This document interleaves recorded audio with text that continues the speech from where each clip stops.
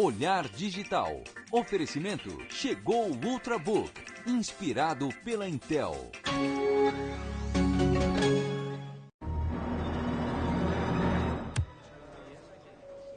De repente, todo o resto parece ultrapassado. Chegou o Ultrabook, inspirado pela Intel. Olá, bem-vindos ao Olhar Digital. Os Jogos Olímpicos se aproximam. A partir do próximo dia 27, os olhos do mundo estarão voltados para Londres.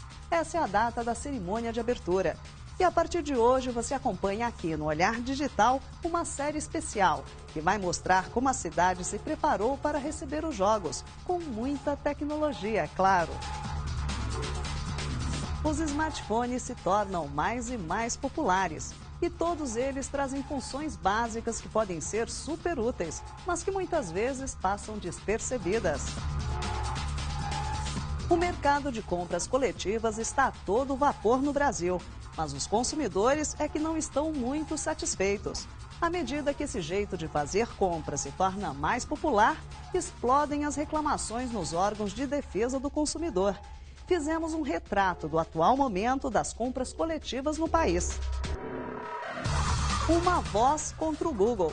Numa entrevista exclusiva, saiba por que Scott Cleland escreveu um livro contra a gigante de buscas e por que até o Congresso dos Estados Unidos resolveu prestar atenção no que ele diz. Começam a chegar ao Brasil os computadores que podem ser controlados por gestos. Essa é uma tendência das máquinas mais modernas. Veja como funciona.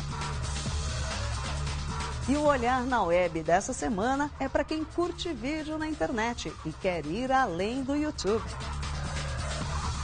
O Olhar Digital está começando.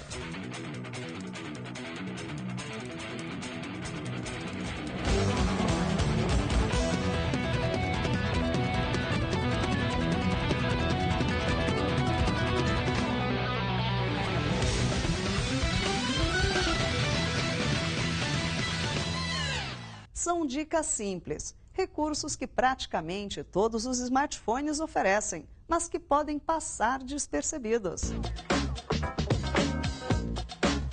Você talvez já esteja mais que familiarizado com esses recursos, mas se você acabou de comprar seu primeiro smartphone, pode ser que eles passem despercebidos.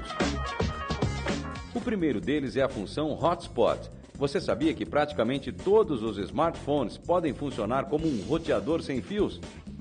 Isso pode ser mais que útil, hein? Ao ativar a função, o aparelho gera uma rede Wi-Fi que pode ser acessada por outros aparelhos nas proximidades. Ou seja, você pode aproveitar a sua conexão 3G para acessar a internet e oferecer esse acesso a outros computadores que estejam ao redor. É uma boa alternativa quando você está em trânsito, mas também é uma boa solução para quem comprou um tablet que não tem 3G. Nesse caso, você pode conectar o seu smartphone ao seu tablet e navegar pela web mesmo onde não existe o Wi-Fi disponível. Só tem um detalhe, preste atenção à bateria. Como o aparelho precisa gerar uma rede Wi-Fi, o consumo de bateria aumenta bastante. Tanto nos aparelhos controlados pelo Android quanto nos aparelhos da Apple, a operação é mais que fácil. Basta acessar as configurações dos aparelhos e procurar por Personal Hotspot. O aparelho cria a rede e informa a senha. Aí é só conectar o computador ou o tablet nessa rede e pronto. Essa outra função é, na verdade, mais um lembrete. Existem vários aplicativos espalhados pela web e nas lojas virtuais do Android e do iPhone que fazem ligações telefônicas e de vídeo pela web. É o caso do Skype, mas também de outros, como o WhatsApp.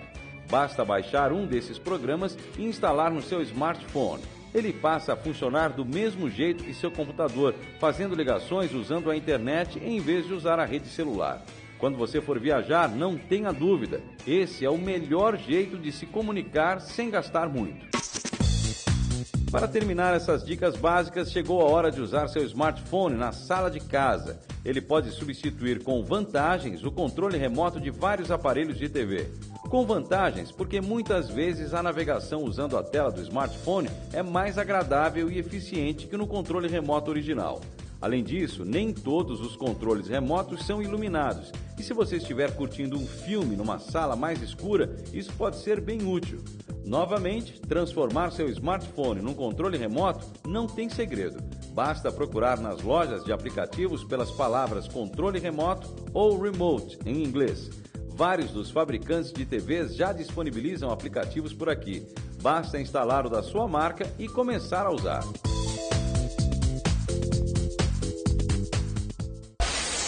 Daqui a pouco, veja como a tecnologia foi decisiva na construção das arenas da Olimpíada de Londres. E os computadores que começam a ser controlados por gestos, eles vão se tornar mais e mais comuns. Ele publicou um livro elencando problemas do gigante das buscas e seus argumentos chamaram a atenção do Congresso dos Estados Unidos.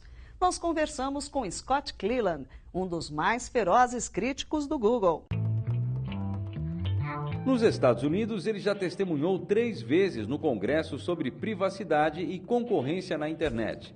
Em 2001, Scott Cleland ficou conhecido ao prever o estouro da bolha das empresas.com. Recentemente, ele esteve no Brasil para lançar seu livro Busque e Destrua, por que você não pode confiar no Google. Veja nesta entrevista exclusiva o que diz o maior especialista e crítico do Google no mundo.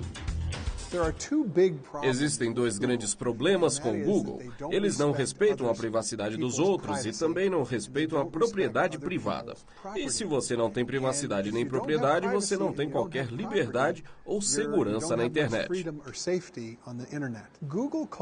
O Google coleta mais informações de pessoas e coisas do que qualquer instituição já fez no mundo todo.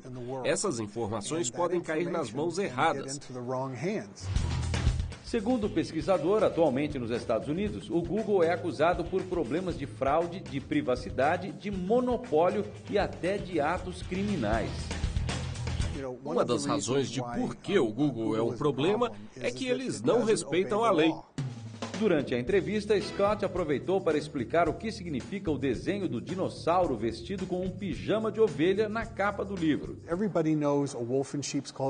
Todos conhecem a expressão lobo em pele de cordeiro, certo? O Google escolheu o Tiranossauro Rex como o mascote da empresa. Eles, inclusive, têm um esqueleto gigante de um T-Rex no prédio da companhia. Agora, que tipo de empresa escolhe um tiranossauro como mascote? Pelo que sabemos, o T-Rex foi o predador mais devastador e destruidor que já habitou a Terra.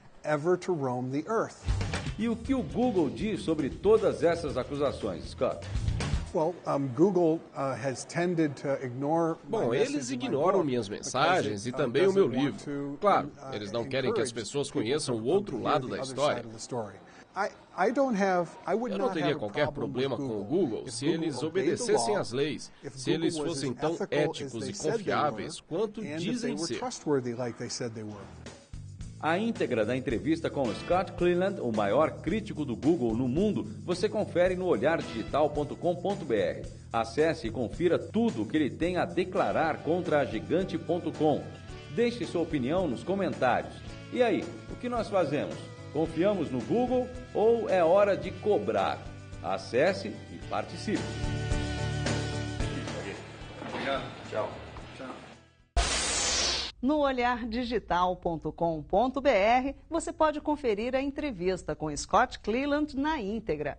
Aqui você encontra também o melhor noticiário da web, além de vídeos produzidos especialmente para a internet.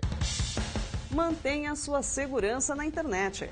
Com esse serviço, você cria e-mails para evitar spams e outras pragas virtuais. Vem aí o iOS 6, que vai controlar os iPhones e iPads daqui para frente. Preparamos um review completo com todas as novidades do sistema operacional. As compras coletivas fizeram um grande sucesso assim que desembarcaram no Brasil. Várias empresas surgiram, mas os problemas se multiplicaram para os consumidores. Veja como está o mercado hoje e saiba como se defender em caso de problemas. Os sites de compras coletivas viveram uma verdadeira explosão de vendas em 2011. Nos últimos anos, a oportunidade atraiu milhares de empreendedores. Até o final do ano passado, ainda era comum ver novos portais desse gênero entrando no mercado. Mas, ao que tudo indica, passou a hora dos pequenos se aventurarem. Segundo pesquisa do SaveMe, um site que reúne ofertas de diferentes portais, no final do ano passado, metade dos 1.600 sites de compras coletivas do Brasil não divulgava mais ofertas ou estava fora do ar. De acordo com este mesmo levantamento, pelo menos 57 sites de compras coletivas encerraram as operações entre novembro de 2011 e fevereiro deste ano. Enquanto algumas fechavam as portas, outras empresas pequenas do setor foram compradas pelas maiores. E parece que agora esta é a tendência. Muitas pessoas acharam que era muito fácil abrir um site de compras coletivas, né? Não é tão difícil a parte do software que você tem que implementar, e acharam que era só bater na porta de alguns estabelecimentos e iam conseguir. E realmente abrir não é tão difícil. O que é difícil é você crescer e fazer o investimento de marketing necessário para atrair usuários e criar uma estrutura por trás, dentro do escritório, que vai garantir a qualidade das ofertas, a precisão das ofertas. O sucesso das compras coletivas está diretamente relacionado a essa rápida aproximação entre oferta e usuário. Mas o consumidor enfrenta problemas. As reclamações atingiram níveis alarmantes e os internautas começaram a evitar esse tipo de compra. A modalidade de compra coletiva na internet, ela também tem uma participação importante nas reclamações do PROCON. Nós vemos aí os sites de compras coletivas reclamados com um número considerável, expressivo de reclamações que de fato nos preocupa, mas também outras modalidades de compra na internet, outros fornecedores ainda também têm reclamações e tem variação entre um fornecedor e outro. As reclamações mais frequentes estão relacionadas a prazo de entrega, defeitos ou irregularidades do produto adquirido ou ainda devido à frustração ao utilizar algum serviço contratado. Muitas vezes a oferta não traz todas as informações necessárias. Então, a gente está sempre orientando que o consumidor não se deixe levar por esse ritmo frenético da internet e procure sim pesquisar tanto aquilo que ele está comprando, quanto preços, o prestador que está oferecendo, o fornecedor que está oferecendo aquilo para ele na internet, aquele produto ou aquele serviço, também precisa ser pesquisado. Essa ainda parece ser uma história com dois lados bem diferentes. Os consumidores reclamam bastante das empresas, mas elas, por outro lado, estão mais que otimistas com o setor. Esse movimento que a gente está vendo agora de consolidação, alguns saindo do mercado, algumas aquisições aqui e ali, é bom, porque acaba ficando menos pessoas mais focadas em realmente prestar a maior qualidade possível, né? Se você é um adepto das compras coletivas ou pretende aproveitar essas oportunidades, acesse olhardigital.com.br. Nós fizemos uma tabelinha com dicas preciosas de consumo nesses portais. Confira e fique livre de armadilhas, hein? Ah, e se você tiver qualquer problema no texto que acompanha essa matéria, você também encontra os links diretos para reclamar ao PROCON. Acesse e fique esperto.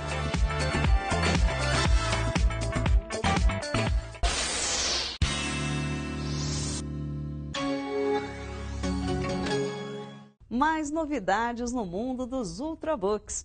Agora são as máquinas que podem ser controladas por gestos. Uma delas acaba de chegar ao Brasil. Agora é oficial. Acaba de ser lançado no Brasil o primeiro Ultrabook turbinado com a terceira geração de processadores da família Core. O Ivy Bridge, como foi denominado o novo processador, traz a inédita microarquitetura de 22 nanômetros e transistores em 3 dimensões. Você quer saber o que isso significa? A terceira geração é focada bastante na experiência visual, é focado bastante na experiência gráfica que a gente tem hoje. Então vai melhorar toda essa parte gráfica, vai melhorar toda essa experiência visual. Por exemplo, conversão de vídeos, conversão de músicas, tudo isso vai ser muito mais melhorado, tudo vai ser mais rápido, tudo vai ser mais ágil, mais prático. Outro foco importante da geração Ivy Bridge é o consumo de energia. Em relação à geração anterior, a eficiência energética é 50% melhor. Mais do que isso, a terceira geração da família Core traz um ganho de desempenho de até 20%. As pessoas às vezes precisavam comprar uma placa gráfica externa, cara, agora essa placa boa já está embutida, você consegue jogar mais jogos. Você consegue ver mais filmes em 3D, consegue ter melhores experiências com mais performance para ver outras experiências de mídia. Com design ultra fino e inicialização rápida, como todo Ultrabook deve ter, o modelo Série T da Sony vem equipado com memória híbrida de 320 GB de HD e mais 32 GB de SSD. Isso sem contar os 4 GB de memória RAM e a autonomia de bateria de até 7 horas. Além do novo processador Core i5, este Ultrabook também traz o USB 3.0 nativo na plataforma e a porta USB Charger, capaz de carregar qualquer dispositivo sem a necessidade de o computador estar ligado à energia. E apesar da espessura mínima, os alto-falantes dessa máquina também impressionam, graças a uma nova tecnologia. Através do mapeamento das ondas, através do mapeamento do próprio arquivo de áudio, a gente consegue maximizar os graves, fazendo com que o som seja muito mais intenso, que o som seja muito mais real. Outra novidade é o reconhecimento de gestos. Através da webcam embutida no Ultrabook, um software inteligente permite que o usuário controle algumas funções apenas movimentando as mãos. Com essa nova forma de interação, é possível navegar na internet, mostrar fotos, aumentar ou diminuir o volume e muito mais. A interatividade com o usuário é um dos focos que o Ultrabook tem para deixar com o usuário final com essas novas experiências. Então, o reconhecimento de gestos é um dos focos também que a Intel tem com os Ultrabooks para ter essa melhor interatividade. Então, com gestos, daqui a pouco a gente vai ver equipamentos que você vai conseguir fazer o toque e vai ter até o reconhecimento de voz. Esses Ultrabooks equipados com a terceira geração da família Core chegam ao mercado nas próximas semanas. Os preços sugeridos variam entre R$ 2.900 e R$ 3.200.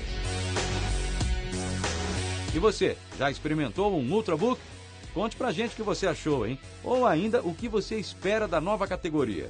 Acesse olhardigital.com.br, deixe sua opinião e aproveite para saber tudo o que já rolou sobre Ultrabooks no Brasil e no mundo este ano.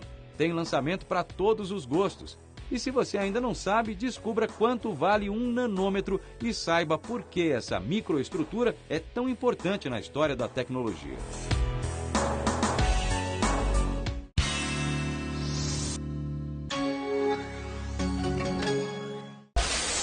Na primeira reportagem da série, veja como os estádios e as arenas da Olimpíada foram erguidos, usando o que há de mais recente em termos de tecnologia. Londres 2012. Oferecimento Panasonic. Antes de comprar, repense.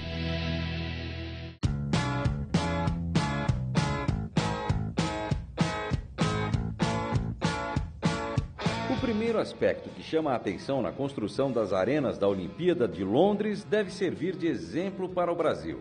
Todos os estádios estão prontos há quase um ano. Mesmo obras que tiveram problemas foram concluídas ainda no ano passado. E na construção houve uma grande preocupação de não repetir erros de outras cidades, como, por exemplo, erguer grandes elefantes brancos que perdem o uso e acabam abandonados depois das competições. Tanto é que são relativamente poucas as estruturas permanentes. Boa parte das arenas vai ser desmontada depois dos jogos.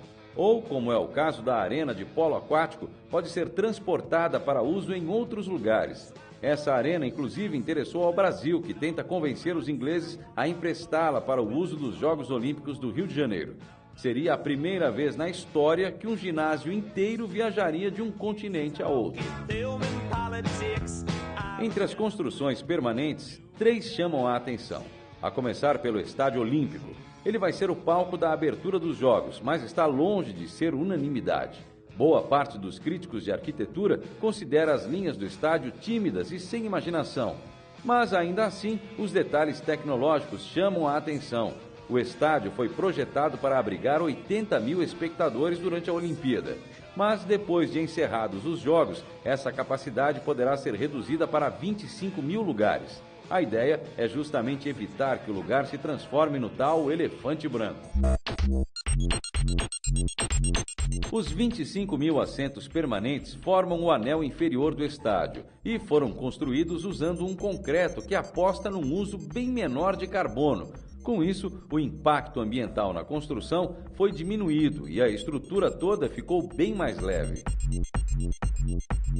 Se as linhas do Estádio Olímpico até certo ponto decepcionaram, o desenho do parque aquático empolgou. Esta é considerada uma das construções mais bonitas e arrojadas. Depois dos jogos, vai ser usada como piscina pública. Detalhe interessante é que essa arena, considerada a mais arrojada dos jogos, foi o único projeto assinado por uma mulher, a arquiteta de origem iraquiana Zaha Hadid.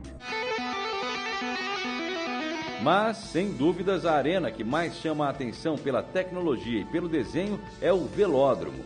Visto do alto, ele pode ser entendido como uma reprodução das curvas da pista no interior. Ou há quem veja um banco de bicicleta estilizado. Ed McCann foi um dos integrantes do time de arquitetos e engenheiros responsáveis pelo conceito e pela construção do velódromo. O que nós quisemos fazer no velódromo foi realmente nos conter a forma do ciclismo. E nós fomos ousados usando a nossa tecnologia, a tecnologia do século XXI. Nós literalmente encolhemos o prédio, encolhemos em volta da pista e das arquibancadas. Encolhemos até que a forma exterior se transformasse num reflexo do que há dentro.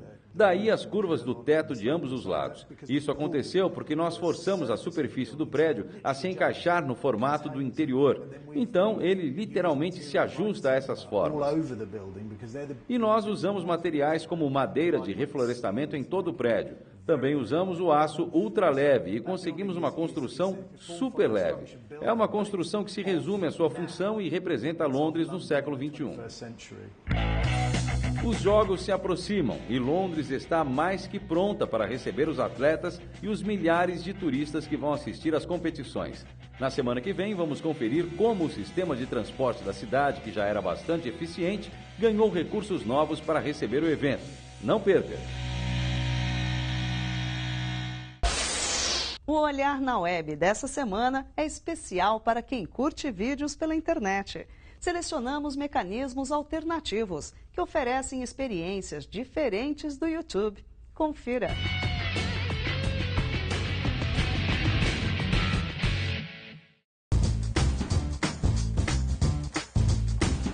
Quase tão popular quanto a internet, o YouTube é o maior site de compartilhamento de vídeos. Fundado em 2005, hoje, 7 anos depois, o canal tem mais de 4 bilhões de vídeos assistidos todos os dias.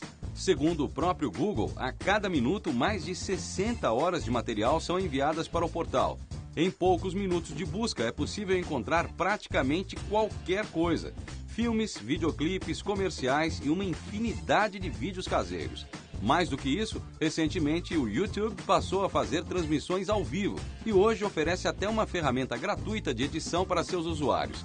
Se o que você quer é popularidade, não há outro caminho melhor. Criado 1 ano antes do YouTube, o Vimeo, apesar de ser bem menos popular do que seu concorrente, também é um portal bastante usado para compartilhamento de vídeos. A diferença começa no visual da página e na ausência de publicidade. Certamente, aqui não é lugar para aqueles vídeos caseiros que se tornam hits da internet. Aqui você encontra produções mais bem editadas, portfólios de editores, pequenos documentários e muita música e criatividade. Ao contrário do YouTube, o Vimeo não permite vídeos comerciais, de jogos eletrônicos ou qualquer outro conteúdo que não tenha sido criado pelo usuário. Até pouco tempo atrás, muita gente optava pelo Vimeo por causa da qualidade de vídeo superior ao YouTube. Hoje, ambos permitem o upload de vídeo HD em alta definição, mas o Vimeo ainda tem seus fiéis. Outra opção é o serviço francês Dailymotion. Ainda que a popularidade também não chegue aos pés do YouTube, o sistema de buscas neste portal é considerado muito eficiente pelos usuários. Além de todo o conteúdo estar separado por editorias, tecnologia, música, esportes, a possibilidade de busca por tags faz a diferença. Mais do que todo o material produzido e publicado pelos usuários, o Dailymotion conta com agências de notícias internacionais entre suas parcerias que trazem os últimos acontecimentos do mundo em vídeo. Meios de comunicação brasileiros também têm seus canais no portal. Mate a curiosidade e confira. Outro serviço que vem sendo cada vez mais usado pelos fãs de redes sociais é este aplicativo para smartphones. Com ele, você grava o vídeo, aplica o filtro que desejar e imediatamente compartilha sua criação onde preferir. Se as fotos já fazem tanto sucesso, tem quem aposte e muito mais nos vídeos daqui para frente. E você, o que acha? Nada melhor do que o YouTube? Ou já escolheu outro serviço para publicar e compartilhar seus vídeos? Bom, se você ainda não conhece e quiser experimentar cada um desses sites do Olhar na Web dessa semana, acesse agora olhardigital.com.br. No texto que acompanha essa matéria você encontra todos os links. Acesse, experimente e divida sua opinião nos comentários, hein? O Olhar Digital volta já.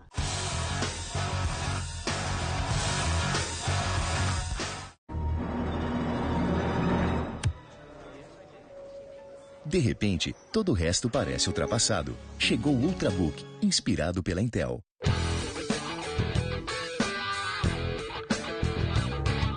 Confira agora o que vai rolar no Olhar Digital da semana que vem. Primeiro foram os smartphones, agora são os televisores. Veja como uma nova indústria está nascendo em torno dos aplicativos para Smart TVs. Você que acompanha o Olhar Digital na internet já sabe que tem programa novo no ar. Agora, todas as sextas-feiras, você acompanha o Olhar Digital Business Journal, um resumo do que aconteceu de mais importante na semana de tecnologia, com a participação da nossa redação e sempre com a presença de um convidado especial. Termine sua semana bem informado. Acompanhe as edições do Olhar Digital Business Journal. Domingo que vem tem mais. Olhar Digital. O futuro passa primeiro aqui. Tchau!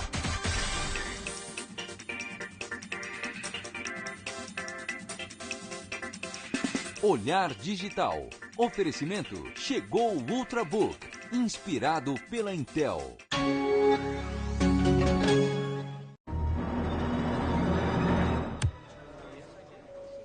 De repente, todo o resto parece ultrapassado. Chegou o Ultrabook, inspirado pela Intel.